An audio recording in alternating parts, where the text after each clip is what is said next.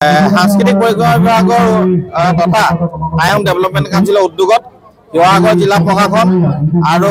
time ছাত্ৰসন্থা Nazira মহকুমা সমিতিৰ সহযোগত অসম দিৱস নাজিৰাত উদযাপন কৰা হৈছে আৰু এই অসম দিৱসৰ লগতে সংগতি ৰাখি টাইম ছাত্ৰসন্থাৰ যি মুখ্য কাৰ্যালয়ত আমাৰ চাউলুং চুকাফাৰ যি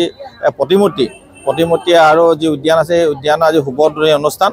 সামাজিক ন্যায় আৰু সবলীকৰণ বিভাগৰ সন্মানীয় মন্ত্ৰী পি এছ হাজৰিকা ডাঙৰীয়াই এই প্ৰতিমূৰ্তি ৰাইজৰ কাৰণে উৎসৰ্গা কৰিব আৰু লগতে আমাৰ সন্মানীয় মন্ত্ৰী অসম চৰকাৰ যোগেন মহন ডাঙৰীয়া সন্মানীয় মন্ত্ৰী আমাৰ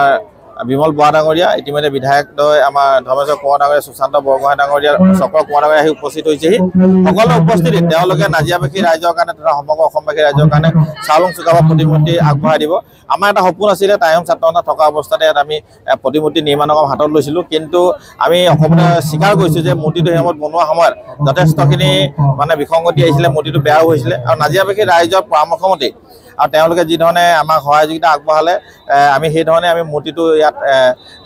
ভাঙি মেলি আকৌ পুনৰ নিৰ্মাণ কৰিছিলোঁ খুব সুন্দৰভাৱে আৰু ভাৰতবৰ্ষৰ প্ৰখ্যাত শিল্পী বীৰেন সিংহ ডাঙৰীয়াই এই শিল্পী আমাৰ এই প্ৰতিমূৰ্তি নিৰ্মাণ কৰি উলিয়াইছে আৰু এই আপাহতে নাজিৰাবাসী হৈ আমি তেওঁকো ধন্যবাদ জ্ঞাপন কৰিছোঁ আৰু কাইলৈৰ পৰা সমগ্ৰ ৰাইজৰ কাৰণে আমি